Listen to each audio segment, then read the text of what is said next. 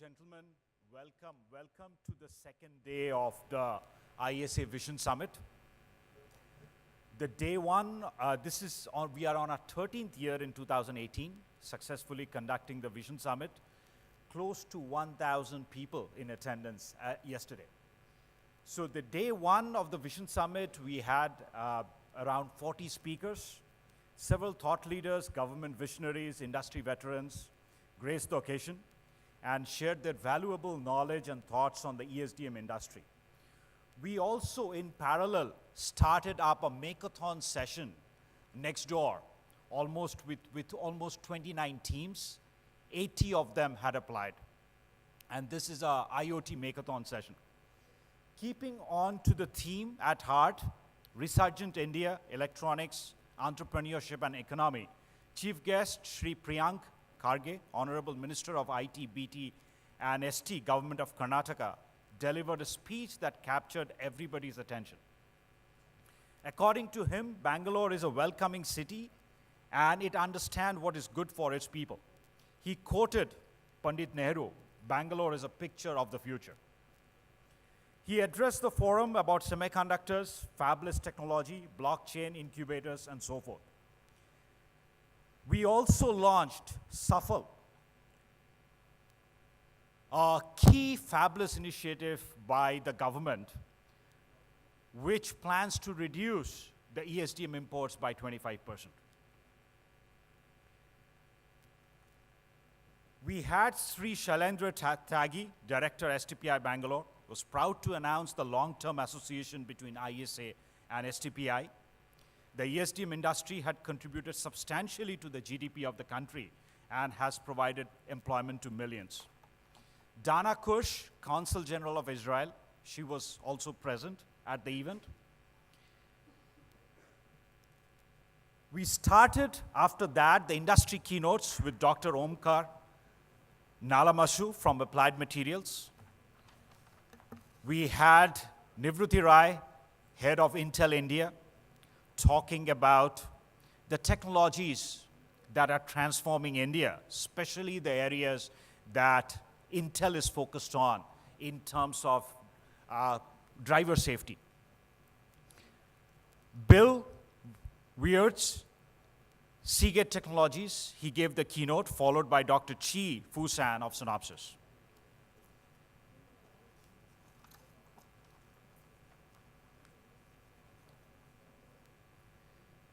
We had close to 500 companies in the ESDM domain participating this year in terms of speakers, booths, delegates and attendees and so forth. We are also seeing a big shift from a consumer-driven market, which has been focused in the past several years as part of the ISA Vision Summit, more towards manufacturing. After lunch, we had a couple of very engaging fireside chats with industry veterans and panel discussions in both the rooms in terms of the startup ecosystem and related to the ESDM industry. The day concluded with a panel discussion on making electronics manufacturing competitive via clusters. We also held late evening the Technovision Award.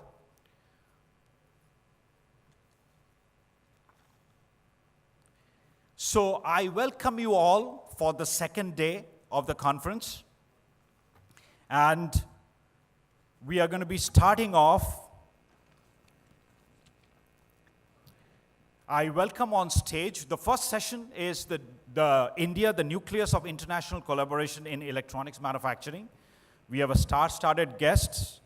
And as a guest of honor, I would like to welcome Shri Sanjay Rakesh, IAS, Joint Secretary, MITI, please, on stage.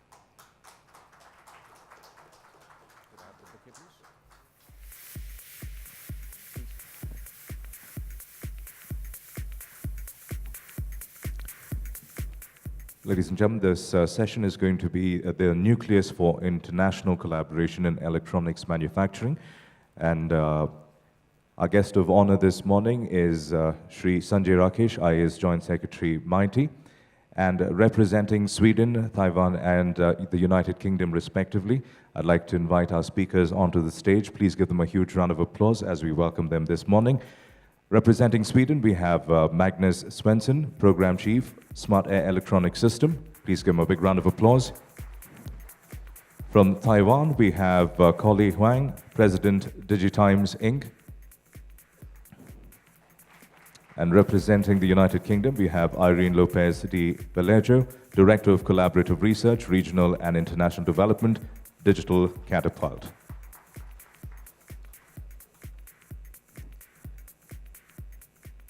And now I'd like to invite Sri Sanjay Rakesh, IAS Joint Secretary, MIT, for his speech.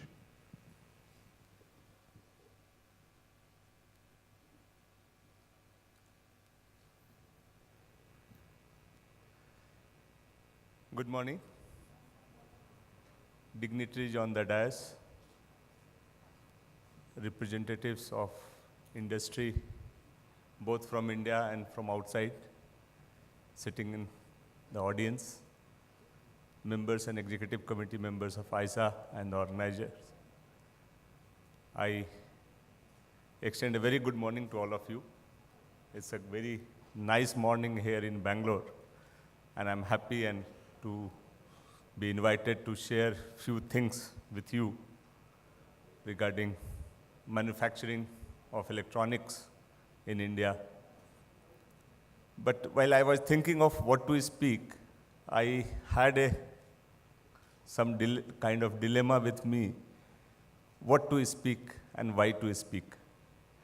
Because the way I could understand when I was first told to speak to you, I did not know what I should say, because the policies, programs that are there, they are in the public domain. So anybody who is interested in putting a facility here, a factory here, would know those policies. And if he has any issues that need to be resolved, it has to be specific. So rather than having this one-way communication, will it not be better to have a two-way communication where you ask what is it that is putting you behind, and we understand. The purpose here for which I have been put in, the job I am doing, is to encourage you or promote you to come to India, set up your factory, and work here. Now, we know that the industry will put its factory or shop only when it's profitable, and when conditions are suitable for putting that factory. Now, what are the constraints, what are the challenges which inhibit your intention to fructify is what we need to work with you, understand, and then try to solve. So this would be more of a one-to-one discussion or a round-table discussion where after you have studied the Indian market, you flag the issues or red flags as we call, and then we understand, and from government side we try to work with the policies to remove those. So this was what I thought, but still I was told that we need to put certain issues, certain policies in public domain. So I'll try to do briefly, but I would be happy to share on any issues that you have as specific. Now, coming to the issue of topics that we have been given, which India becoming a nucleus for international cooperation in manufacturing of electronics, all aspects of electronics, design, fabrications, manufacturing, and sales, after-sale services. If we see the journey for several years, and specifically last 2-3 years, it seems the time has come for India to emerge as a manufacturing hub for the world. Geopolitical, economic situations are turning tide, and those who can spot it earlier would be the real gainer. Now, if we look at it, we know that international conditions are changing. The competitor in the world in this field, China, is financially turning costlier. I'm told the labor cost there is at least 40% higher than in India.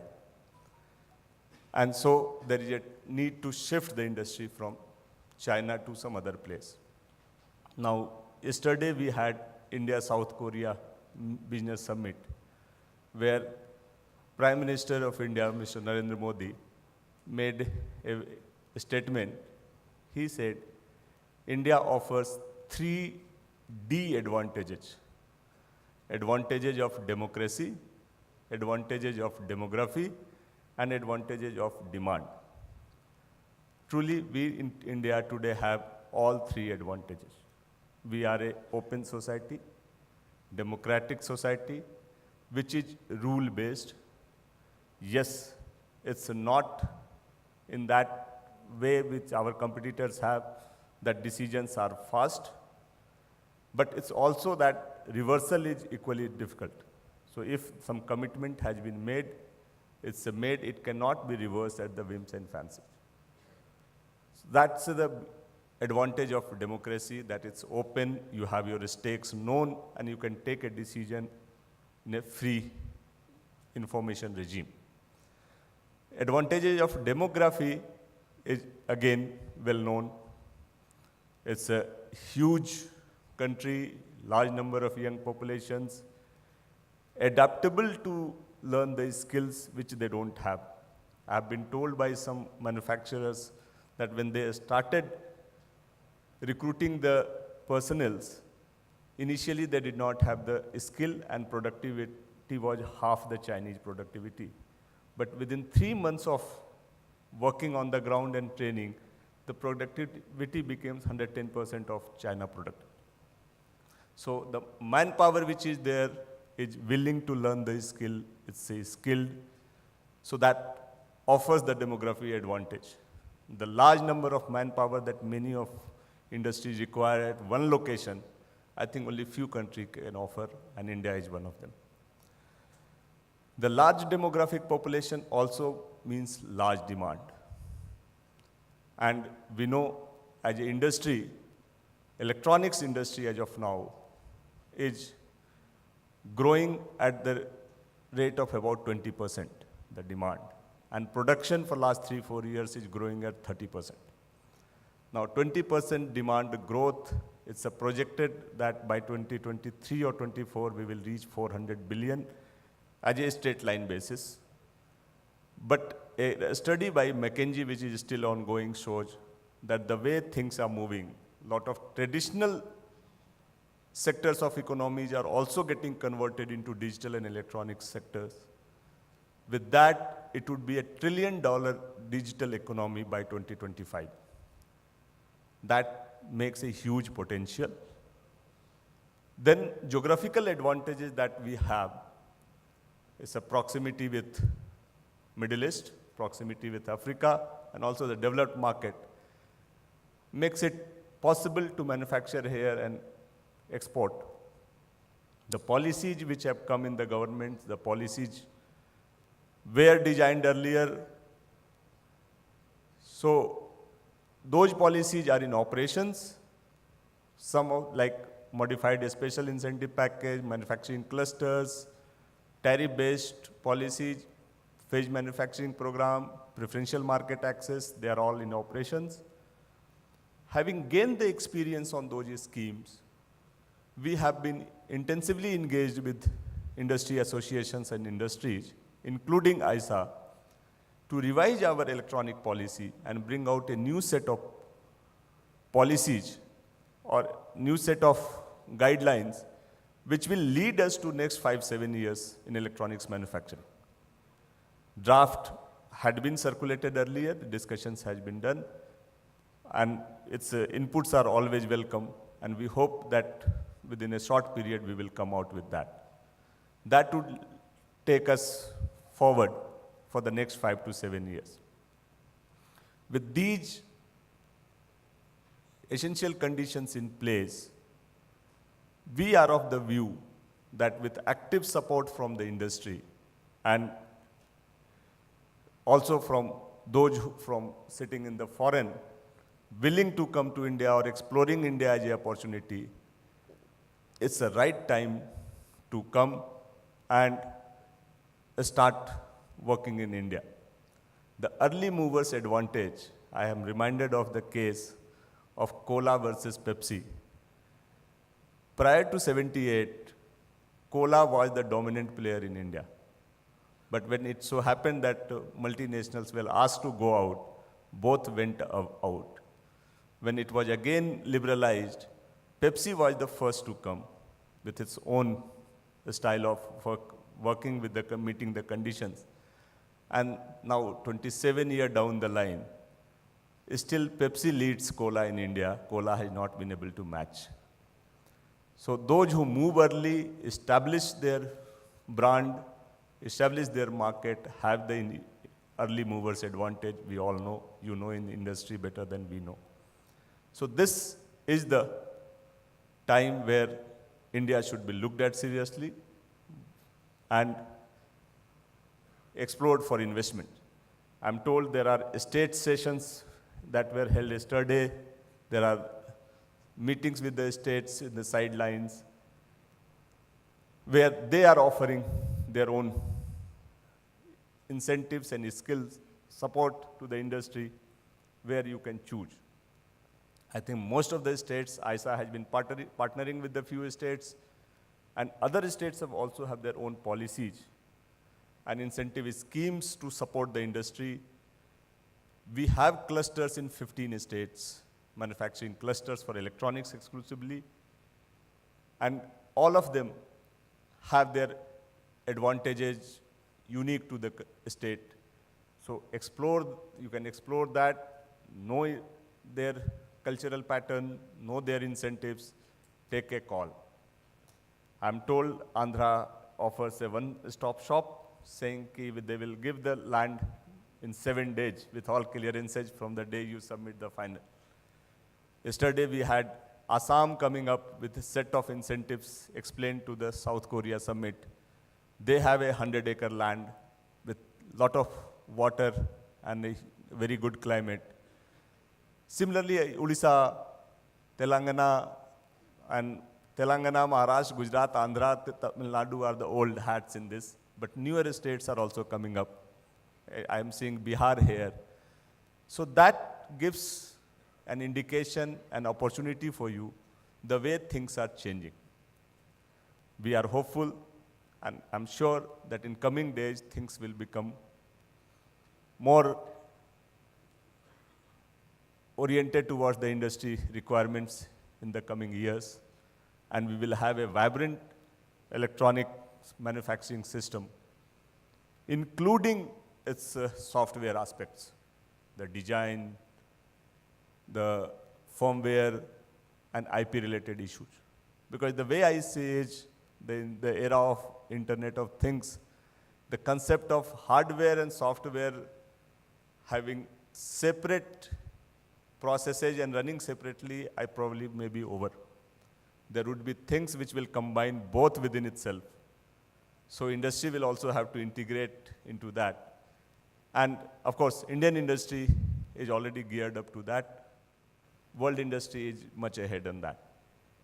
So with this, I do hope that there would be more interest in India, there would be more investment flowing up, and issues that you may have, whether specific to your own industry or the sectors of the industry or general policy issues, you are most welcome to flag to us, either through your associations or directly to us.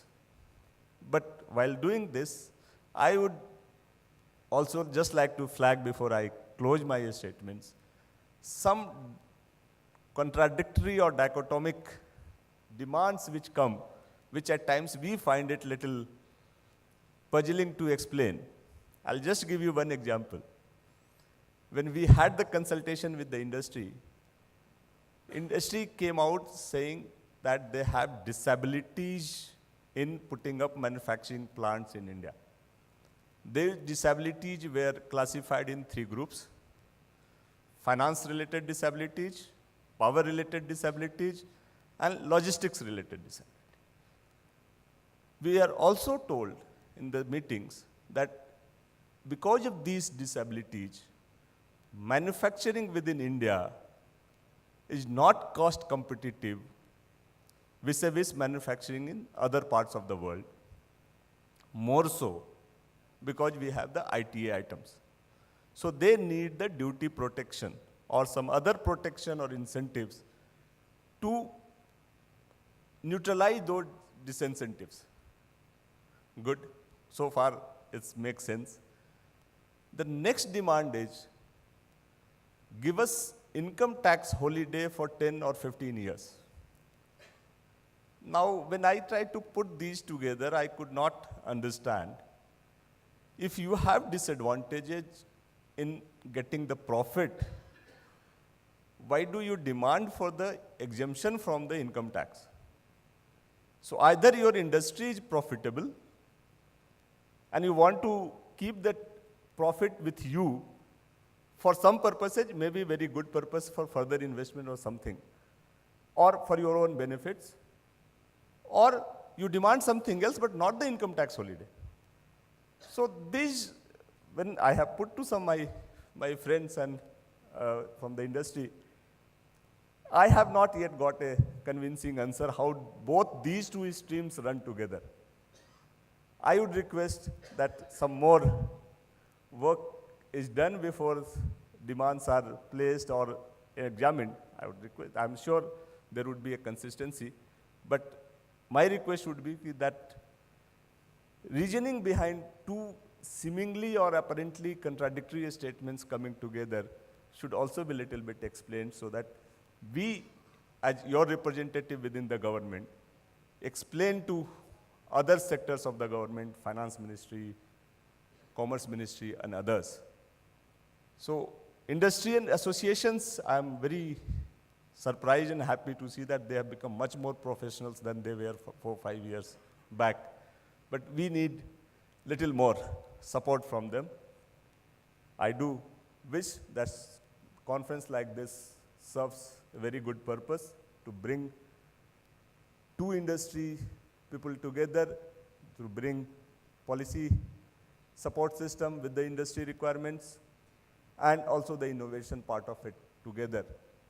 And it leads to more investment, more interaction, and better future for all of you and all of us. With this, I close my statement. Thank you very much, and thank you for the organizer to giving me the opportunity to share my views with you. Thank you.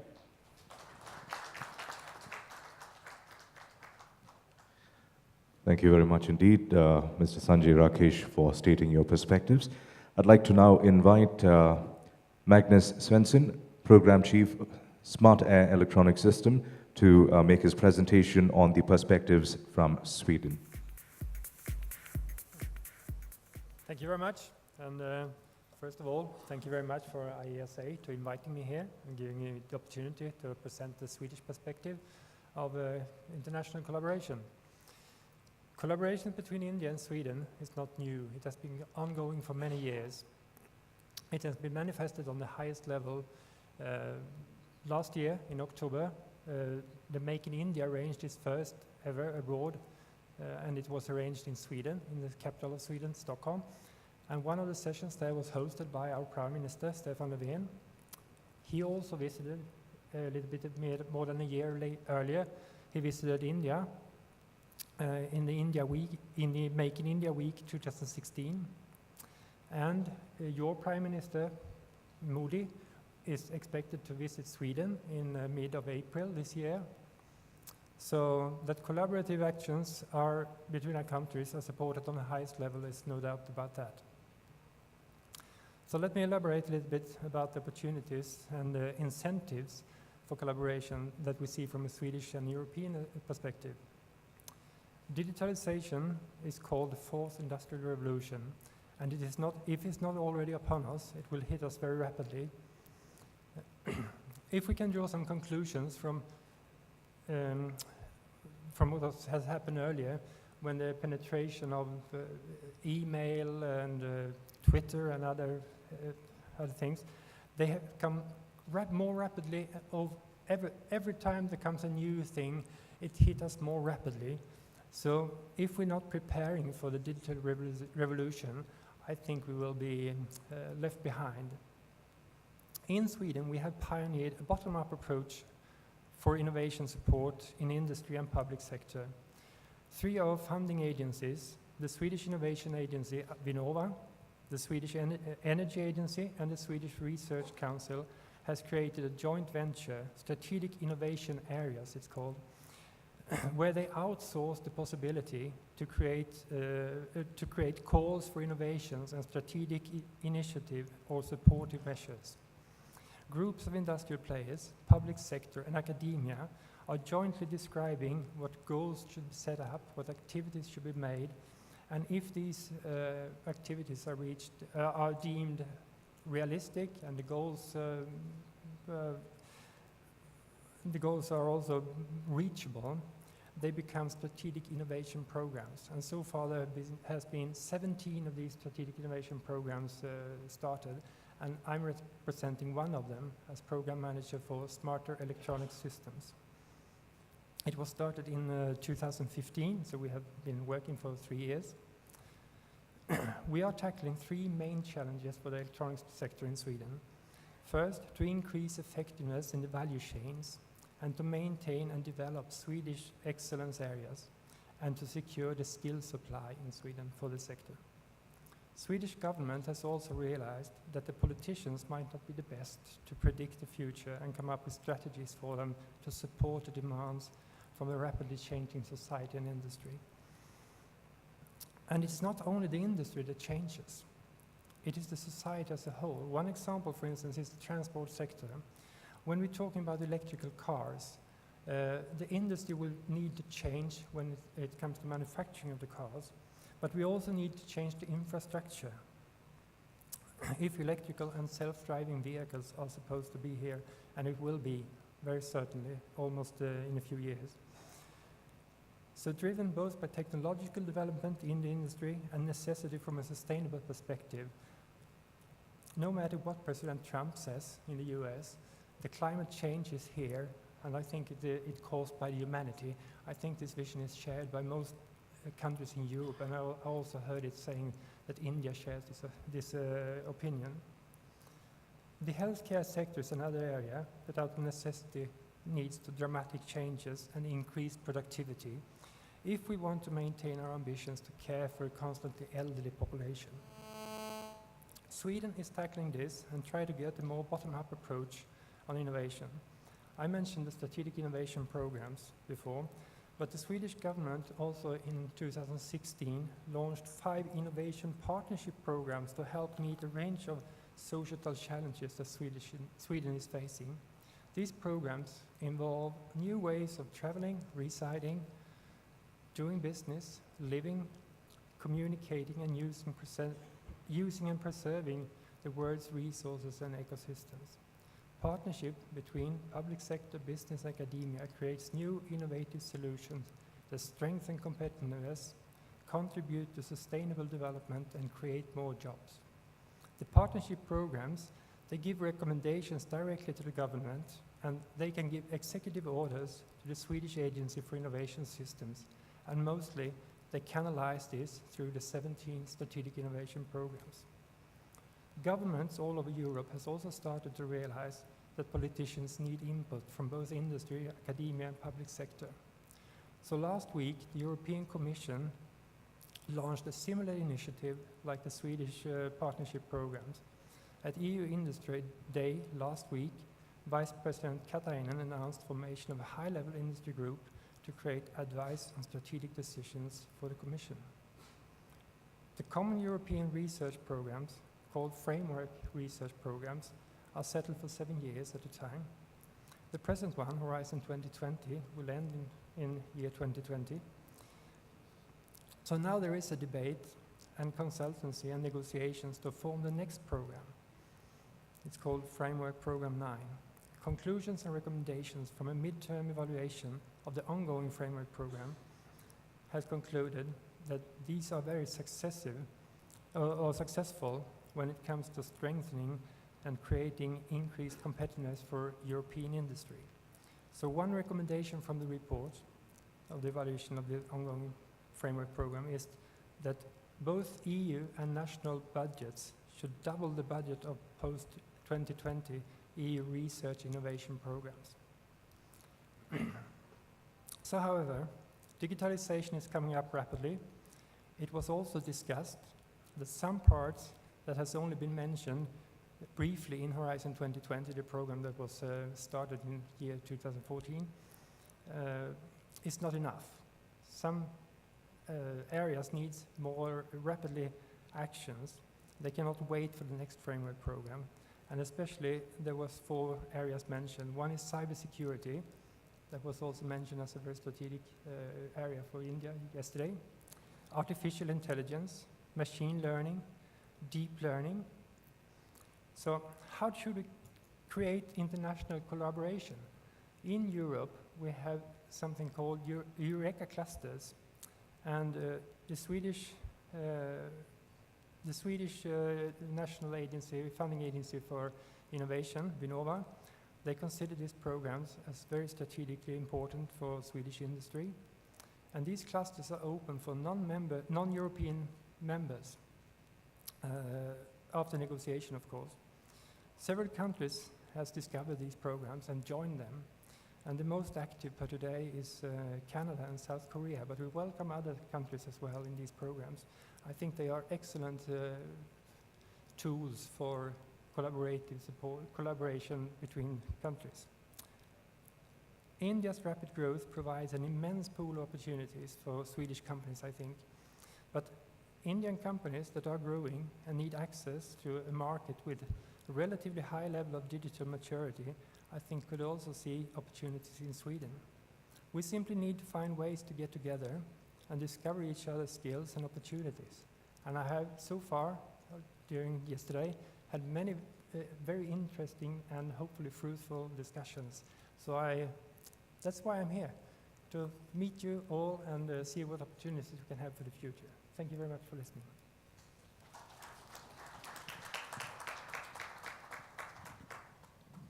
Thank you very much indeed, Mr. Magnus Svensson. I'd like to now request Mr. Collie Huang, President Digitimes, to make his presentation on the perspectives from Taiwan.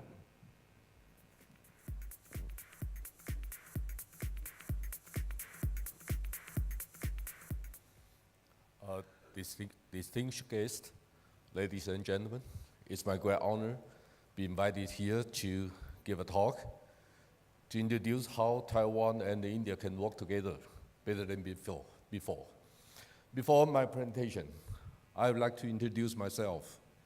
You know, yesterday, there are many gentlemen, they mentioned about China. China on the rise. Yes, I've been to China more than 94 cities already. But 33 years ago, I went back to Taiwan from Korea. I was exchange student between Taiwan and Korea. I studied there. I speak better Korean than my English. And I went back to Taiwan, recruited by government as one of the members of think tank called MIC, Market Intelligence Center. They're the think tank to plan for Taiwan, especially from the beginning stage. I was a member, later I in charge, in 1990s. That is the largest one high-tech think tank in Taiwan. And 1998, I quit from the center, even I was a boss. Actually, my company is co-invested by top 50 industry leaders. Includes the chairman of TSMC, chairman of Acer, Mytek, Foxconn, ASUS, and many. So this is my background. And maybe you know, Taiwan is a country started from scratch. And we didn't have anything before 1985. That year I was, as I mentioned, became an analyst about the industry. And I'm one of the planners for Hsinchu Science Park and the first version of Taiwan's computer industry development plan. But this time, it's my second time to India this month. The first time I was in India was 1992. I was invited by Department of Electronics. Minister Vita. He invited me to come to India because I talked to him when I met him in Las Vegas, Comdex 4. I said there was a country started from scratch and became 10 billion US dollars country in the world. That's Taiwan. We spent about 7 years to establish the industry. And I'm one of the witnesses, speak frankly, because I'm the writer for the Computer Industry Development Plan. Lately, I was invited by your government to come here. And this time, it's my 16th times to India. So I came here quite often compared with others. So it's my background. This times is a company I mentioned we co-invested by industry leaders. We publish 120 articles every day. We are daily basis newspaper, just for high tech. We publish 300 reports. I personally, I'm the mayor advisor, Taipei mayor advisor, mayor, Mr. advisor, and I report to government president as well, sometimes. Even I'm 100% private-owned company. So I'm the advisor for government level and present to them quite often. Okay, people talking about Moore's law. Maybe today we have limitation about technology. But think about that, not only Moore's law, Gilda's law, Metcalfe's law influence us. Today, if we think about car tech, fintech, cloud, AI, and other technologies, we believe today industry is getting into an exponential technology growth. If we take the traditional way, we just can enjoy organic growth. But think about the new approach. There is a massive market coming. We can find a lot of opportunities. Today, yesterday, many people discussed about the cloud, but maybe you didn't know. 80% of the notebook PCs still produced by Taiwanese makers. 100% of the iPhones produced by Taiwanese makers, assembly by. And the 94% servers produced by Taiwanese makers as well. You guys must know TSMC, our major shareholder. They have half of the world, 60% of the foundry services market in the world. 32 billion US dollars company with 49% gross margin last year. Their market value is even bigger than 200 billion US dollars, higher than Intel last year. So there is an amazing miracle of Taiwan. But we believe industry getting into the right stage because we have new opportunities from many different perspectives. So think about that. Yesterday, many people mentioned about semiconductor market worldwide. 400 billion US dollars value market with 20% even higher growth rate. That is the highest record over past decades. So believe that we have new opportunities for future. Until end of last year, we have 801 companies are listed companies from electronic industry. We do stock trading in Taiwan. If we count those companies together last year, the total revenue was 645 billion US dollars. 99.4% are hardware. So 26 years ago, the first time when I came to India, the minister asked me how we can work together. I said, what IT stands for? I'm the first guy to say IT stands for India and Taiwan. I believe so, because you are so great in software solutions, BPM and others. But no hardware, no software. Believe that. Hardware business is more easy to sustain. Hardware business is not need to become a number one or number two. You know, in Taiwan, we have many, many different kinds of solutions. Last mile would be from Taiwan, I believe so. You know, we have 57% come from mass production field, like Foxconn, Asus Tech, like many others, or Advantech, the largest one industrial PC in the world. And we have semiconductor industry, 86 billion US dollars. And we identify with fab, with IC design house, with packaging and testing. Believe or not, 53% of the worldwide packaging and testing company from Taiwan, which means the last mile final assembly, packaging, and testing finished by Taiwanese makers, and the international airport of Taiwan become the hub for transportation and manufacturing, and also logistics as well. We have LCD, we have LED, we have others, a lot of things. I don't need to mention too much about that. But we have 11 companies that are revenue bigger than 10 billion US dollars. They are very good, and I believe so. I believe the major companies like Foxconn, like Compel, like Wistron, they are very good, and they still keep the competitiveness. And I believe they can sustain in the next decade, no problem. They are very competitive, and the 60% from those 11 companies from Taiwan. Okay, let's think about hardware business. In the beginning stage, we focus on hardware only. Then we increase the services and have an ecosystem. But we believe one thing, we cannot just sell the products to the market. We have to increase the services, because low usage means higher price. If we can create higher usage, we have higher opportunities for that. But last year, worldwide basis, 1.4 billion units of smartphone shipped to the market. When Apple own about 60% the profit, Samsung, they ship about 330 million units to the market. How about the rest? 7 of the top 10 smartphone brands from China. Who support China? White box ecosystem, actually derived from Taiwan. You may know the company called MTK, but you may didn't know a company called WPG. Do you know WPG? The largest one component distributor in the world. 18 billion US dollars company revenue last year. I worked for the company for 10 years, independent board member. I know this company very well. They have 8 offices in India, as I know, but most of the people, you didn't know them. 80%, the revenue from China. They ship to Zhengzhou iPhone assembly site every year, no less than 300 million US dollars. So how to provide logistic business?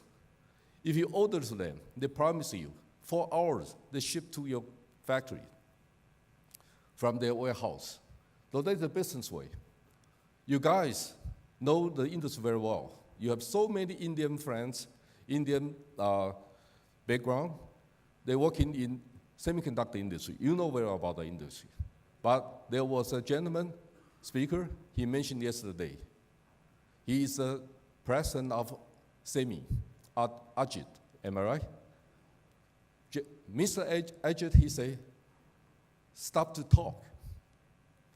You guys talk too much. You are very good. You are very good. You are great. You know everything about the semiconductor industry, but you don't want to start it from bottom. We started from scratch, as I mentioned. In the beginning stage of Hsinchu Science Park, I'm the advisor for. The Science Park in the beginning stage, no company want to come in.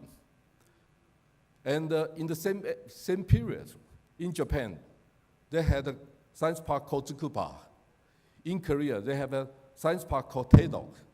They all focus on R&D. But Taiwanese say, no. We cannot just only focus on R&D. We have to start it from bottom-up approach. If a company can assemble or produce keyboards, then we need the components. Then we start it from step by step. That's the approach. So today we have more than, I'm not sure how many, but we have more than 1 million people working in the electronic industry. In the 23 million population country, we are a small country. We have 1 million at least. They work for electronic industry in Taiwan. So think about that, we are behind. And I always say, I'm an Indian friend. I have many Indian friends here. I came here often. But I always talk to my Indian friends. Start from scratch, button up, step by step.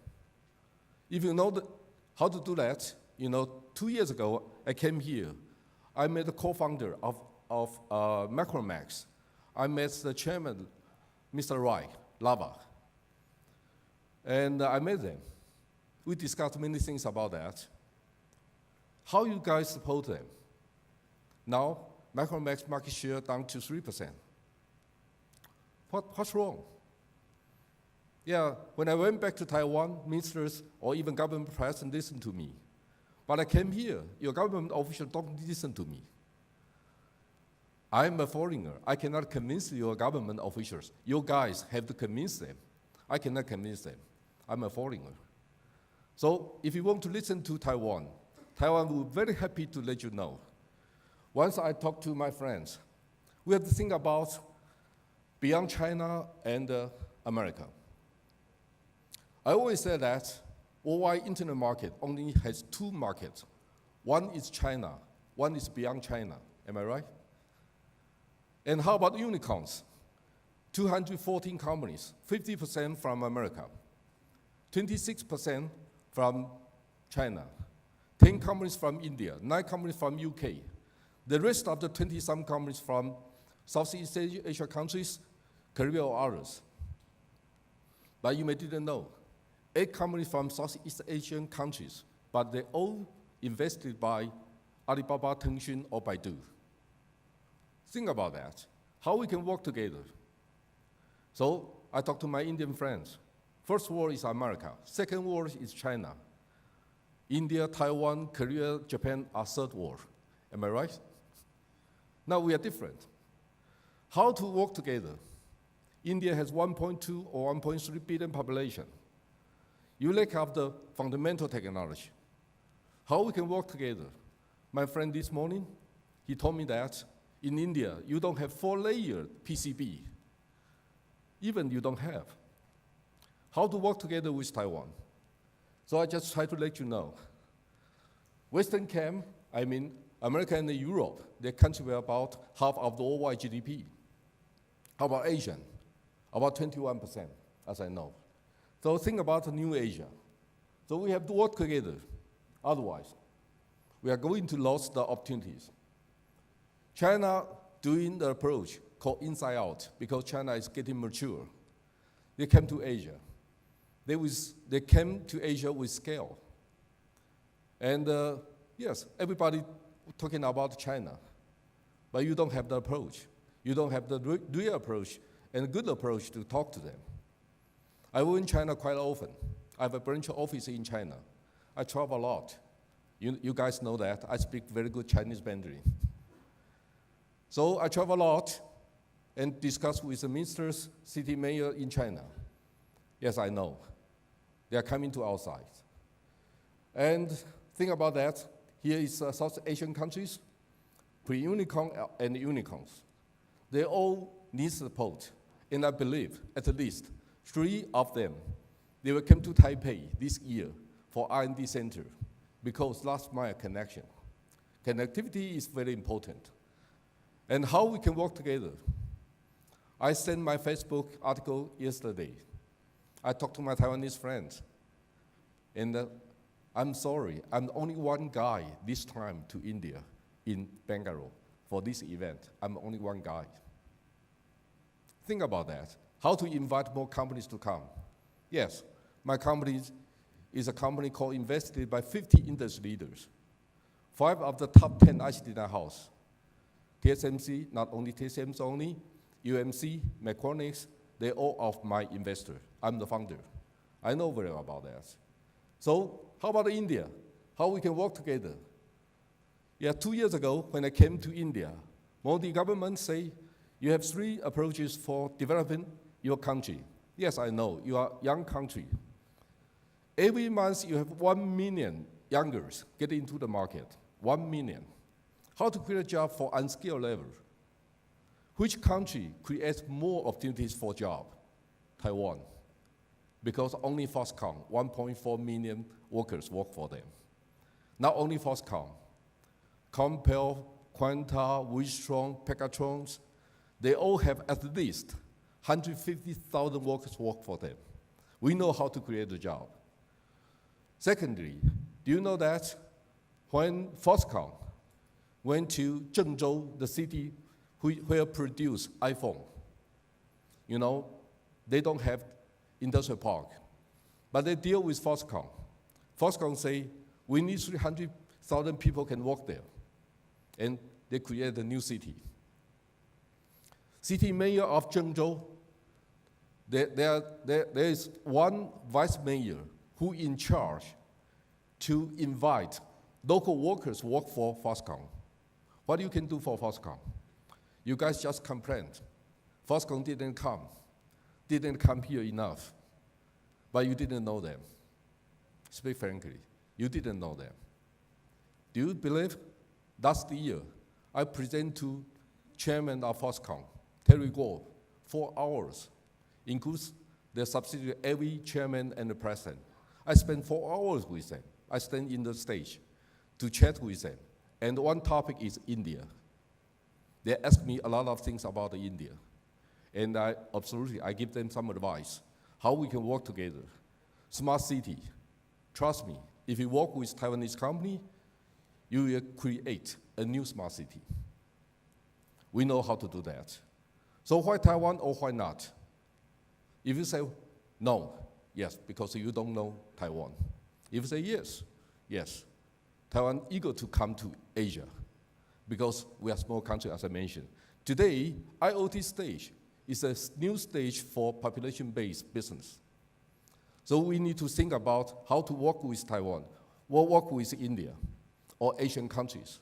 To Minister who in charge high-tech, science and technology of Taiwan, I say, think about Hsinchu Science Park to become a new platform for India and Taiwan. So I'm the advisor for this suggestion. So I have some idea lately. I will discuss with official and industry leaders lately. So I will let you know. It's my approach. I always say 100 miles diode. To assemble a mobile phone, you may need 100 different kinds of components or parts. If you produce 80, let Taiwan support you 20. If you only produce 10, yes, we can provide you 90. How we can work together? As a human being, I 100% agree. You do local manufacturing. You have 1.2 billion population with many different kinds of languages. Don't ask Taiwanese to come here to assemble for you. It's not our job. You have to create your job by yourself.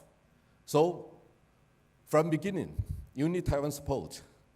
For final assembly, you do it by yourself and your own brands as well. Your local applications by yourself as well. That is my suggestion. So your import duty increase may not be a good approach to expand your economic scale for assembly. So think about that. So it's my conclusion. When we stand at the crossroads, what we can do? Maybe we can work as usual, but we need to think about new, different way. Thank you for your attention. Welcome to Taiwan. Thank you.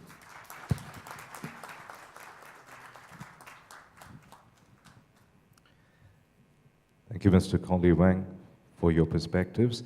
And now, for the perspectives from the United Kingdom, I'd like to invite Irene Lopez de Vallejo.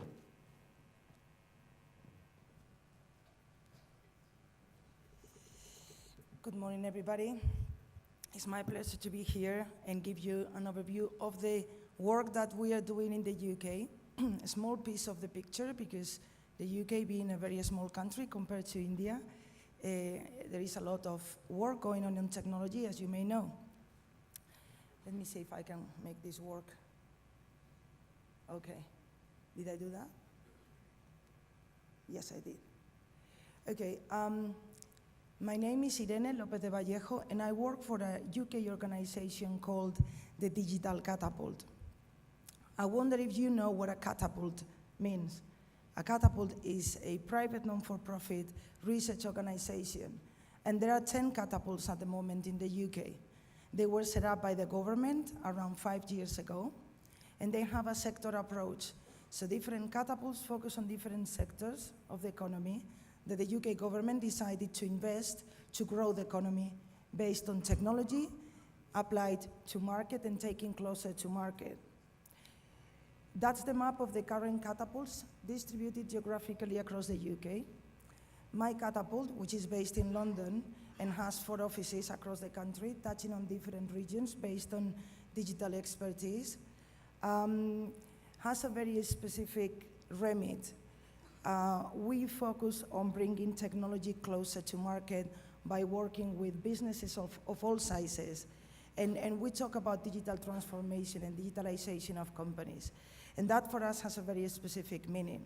We work on 3 main technology areas. So we don't touch all of the big spectrum of digital. We focus on 3 specific things.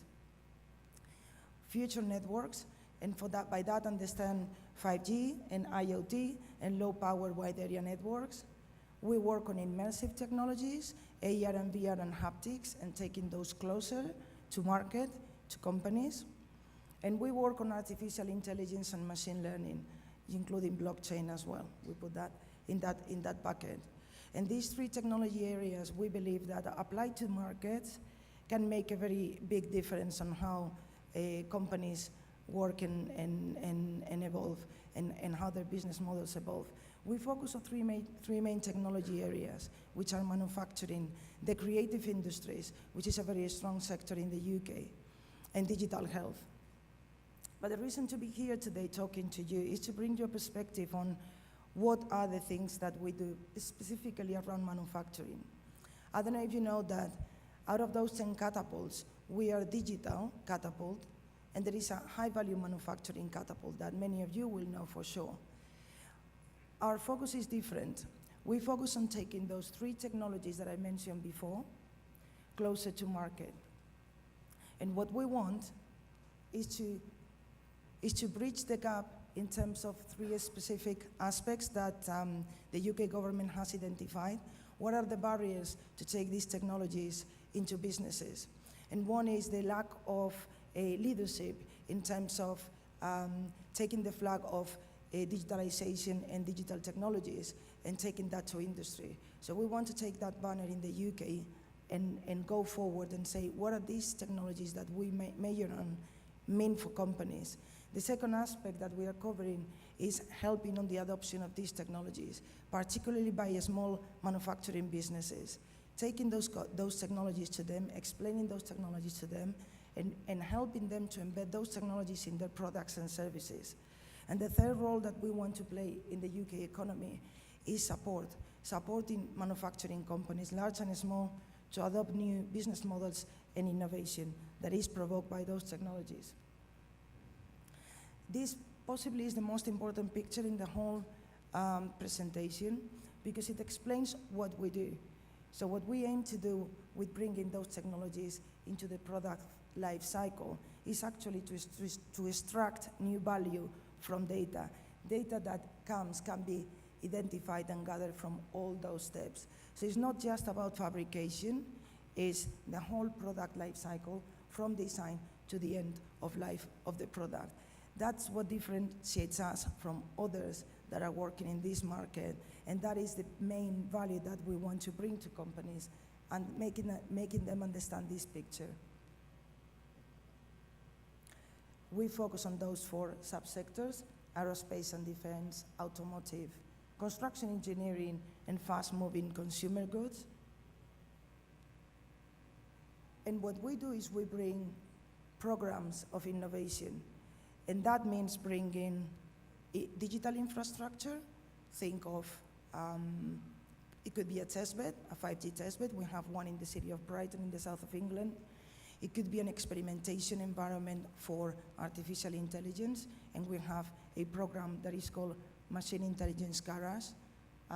We also have over 200 gateways of low-power wide area networks deployed across the UK, which is a physical digital infrastructure for companies to come and experiment with their products.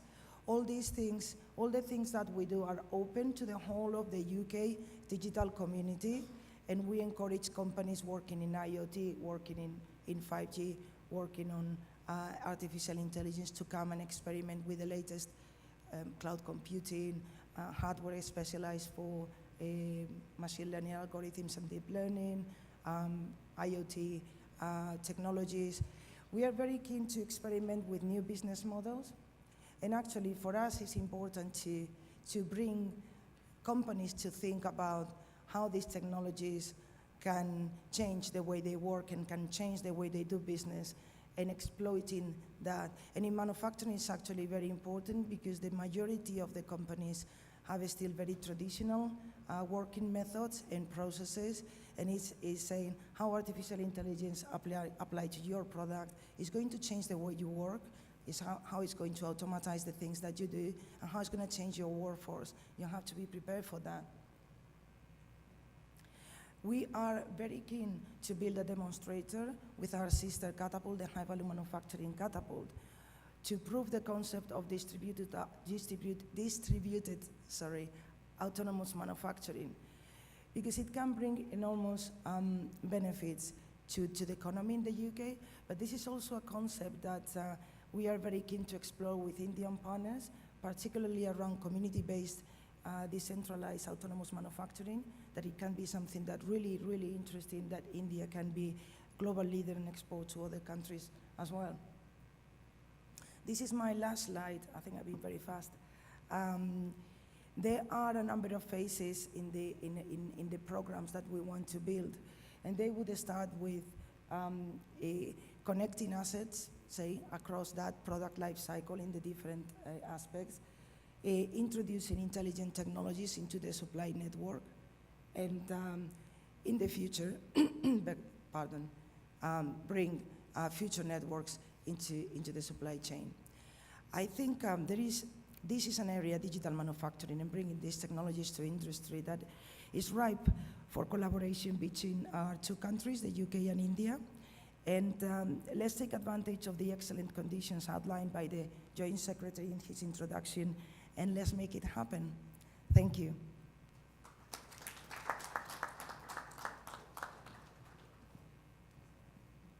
Thank you very much indeed, Irene. Well, ladies and gentlemen, we have time for 2 questions. If there are any questions from the audience, if you can just please put your hand up, we'll make sure a mic reaches you. Right, could we have a mic to the gentleman in front, please? Just kindly introduce yourself and also specify who you're addressing the question to. I have one question for the government, but before that, just a small observation for Wang. I agree and disagree on 2 aspects. One is you said probably we should agree to the point that, I mean, from the manufacturing point of view, Indian side, we are not looking at the bottom of the pyramid. So probably I agree with you. Second thing, think in different ways. So probably there, I think the IT, the software, probably we are the best in the world. I think that's where we are taking the lead. And second thing is probably fabless semiconductors. I think we are probably the one of the best in the world. So that way we are different. And the question too, the government side is, which I have been, many firms have been telling this. For manufacturing, okay, one is the big companies, it's fine. The second, the small companies, if the import duties is the one actually is a big problem. Even 100 rupees a product from American to Taiwan. So probably it will become let's say $1, $1.11. The same thing if we import in India after the so-called GSTs and the logistics GSTs, blah blah blah, everything, it becomes $1.5. So that's the main reason we are not able to compete with any Chinese or Taiwan manufacturing. This is the fact. I think this is where I think we are missing. This is what I have known, at least I can give hundreds of companies who are facing these problems. Thank you. I think you can take that question.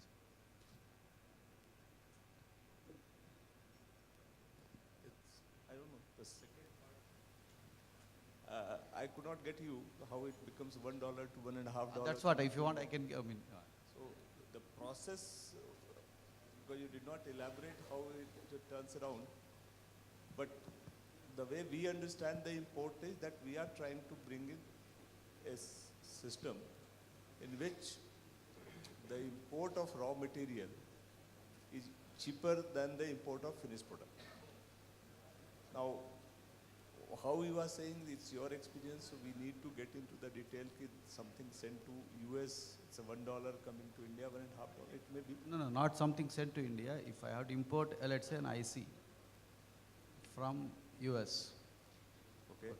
Let's say an Intel IC, for example, I'm just telling. So a processor or something. So if I have to import, if I the same thing, and if I am manufacturing, let's say a computer or something like that, I'm just board or something. That's precisely that. I said, if there is a disability in the functioning of the industry within the country, and the factors which are contributing to that disability, then those factors is brought out clearly that I have mentioned 3 disabilities which industry mentions: logistics, power, and finance. We are aware of that. And we are trying to mitigate that by providing incentives to handle that. Now, the issue is how much is that disability and which sector had how much, the breakup. We are given to understand that it's around 15 to 20% that it aggregates. You are saying it's a 50%. Now, this is the job which industry or industry associations have to do to give the government with the hard facts, which sector, Indian industry faces what kind of disability. Just import of electronic components, nothing else, and just simple straight. Precisely, electronic components or even devices where components are used. So the whole electronics manufacturing.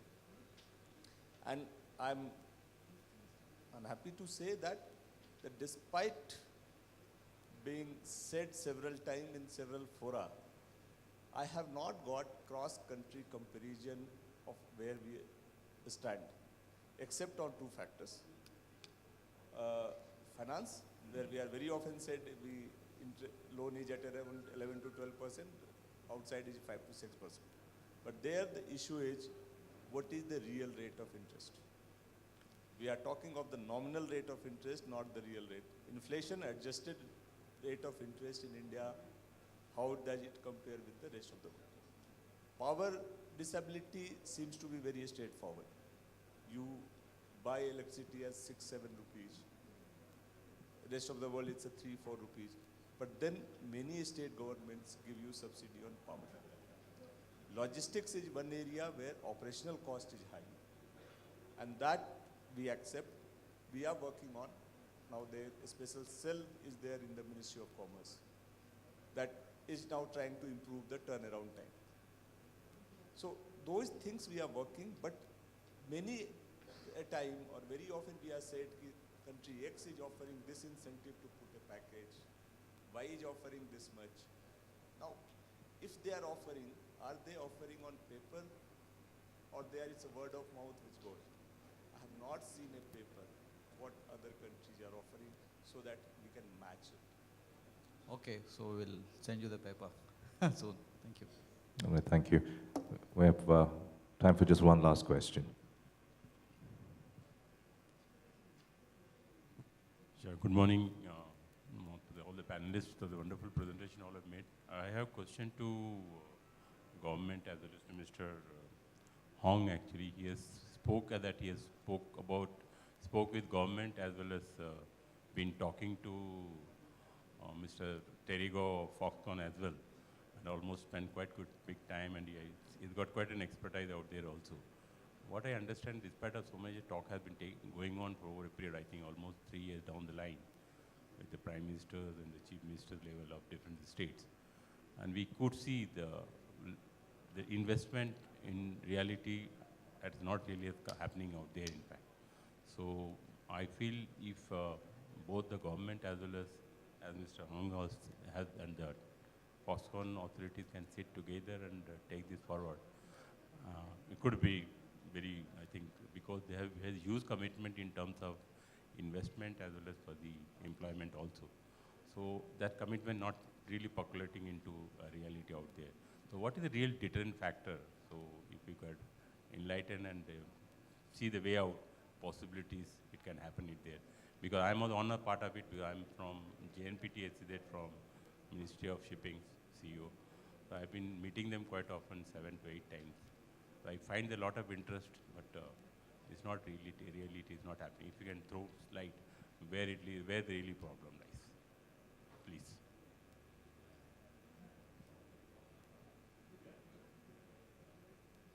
Should I repeat?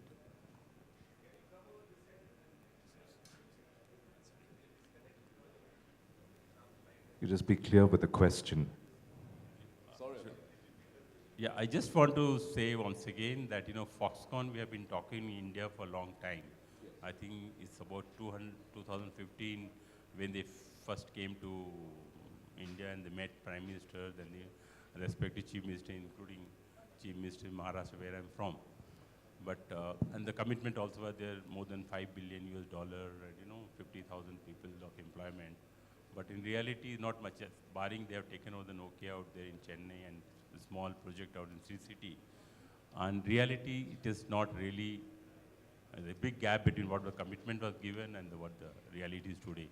So where really the hassle and deterrent factor, which is, I think, happening with the Foxconn, where they are not really in a position to make the investment, because they are supposed to be the world's largest contract manufacturer, as rightly shown in the graph also, about 170, I think, maybe about 154, 150 billion US dollar turnover, and huge, about more than 500 companies having under their wing, and including iPhone and all.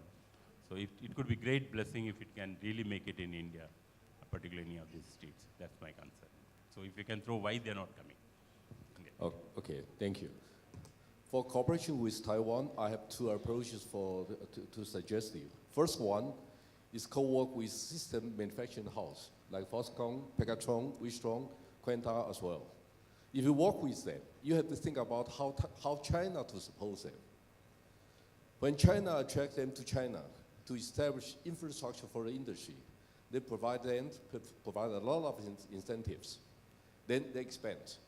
There is the reason why Taiwan expands so quickly, is another reason. But China getting mature, and China want to develop their own industry. The Taiwanese company also afraid of that. That is true. So they will come outside, but they also need steps for next stage. So India is a major choice for them to think about that. But they also like to think about applications, not only manufacturing. So if India can attract them with that kind of things, and I believe those companies will understand how to work with you. But you cannot ask them to jump into totally different field, different concept. It's very difficult for them. All of the companies, I mean, mass production companies, their revenue no less than 10 billion US dollars. India is important, that is true. But India is not the first priority, because the first priority is Apple, Google. Second priority will be Alibaba, Tencent, Xiaomi, Oppo, Vivo. This is second priority. So local companies in your country, like Micromax, Lava, is still small. So you cannot leverage them to attract people, give them orders. So they don't care about that. Secondly, you need to think about finance. As I mentioned, only count listed company in Taiwan, 645 billion US dollars, which means 120 billion US dollars for working capital. How you can support it? Personally, I don't encourage, as a Taiwanese, I don't encourage Foxconn, Wistron, Pegatron to India, because they leverage Taiwan money. There is a big money, huge money. We want higher profit margin. So thirdly, you need to think about components level. Just example, who provides a large screen LCD? Not only Samsung, LG. In Taiwan, we have Innolux, we have UO, we even have CHT, China Picture Tube. So they provide you, as I know, you have 1.2 billion population at least. You have 250 million families, for example. So not every family needs screens bigger than 42-inch. So you can deal with Taiwan. Taiwan is very happy to discuss with you. You can get a good price to attract them. Secondly, most of Taiwan IC design houses, yesterday there was a gentleman speaker. He introduced 18% of the whole IC design industry from Taiwan.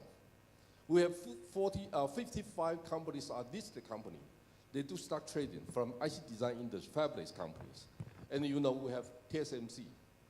But do you know how many percentage TSMC consume our electricity?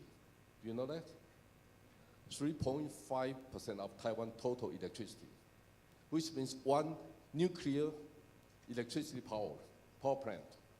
So do you have the plan? No.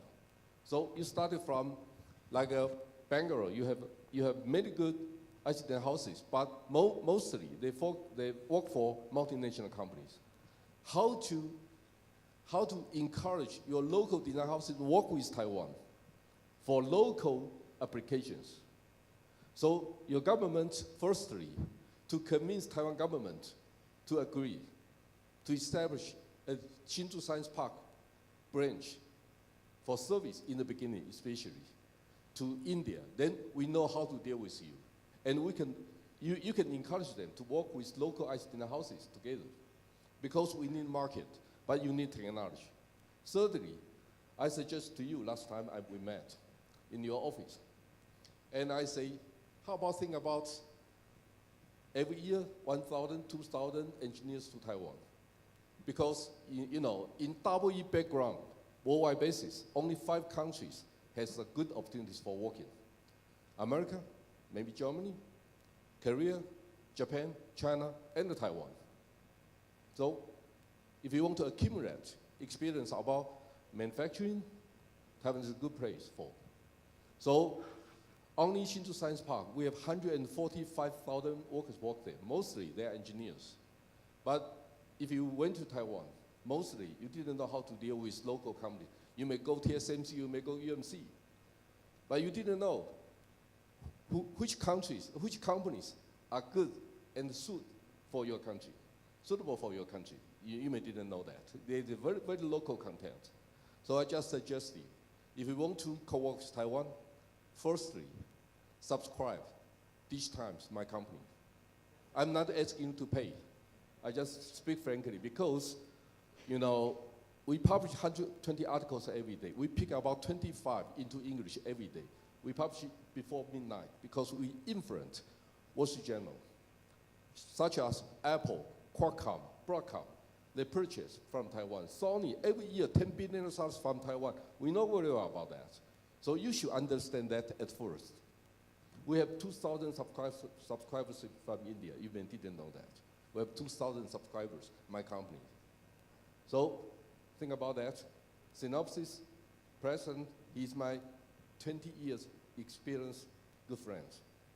Why? Because Thailand is a very important market for them. So it's my introduction, and hope you can understand. We are eager to work with India, and I hope India can understand why Taiwan needs you and why you need Taiwan. Thank you. All right, ladies and gentlemen, on that note, I'd like to request you to please give all our speakers a huge round of applause. I would like to request Mr. Ashwini Agarwal, Chairman of IESA, to present a small token of our appreciation to Shri Sanjay Rakesh, IAS Joint Secretary, MITI. On behalf of IESA, sir, we'd like to thank you very much for accepting our invitation, for being here with us this morning.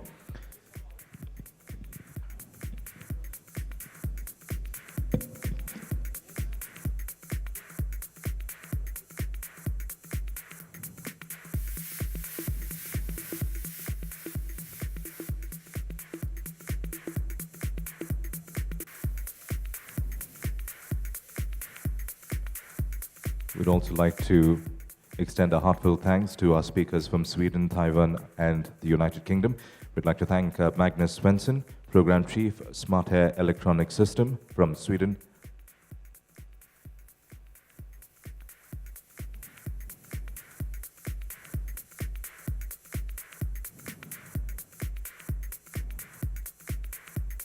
We'd like to thank Mr. Collie Huang, President DigiTimes from Taiwan.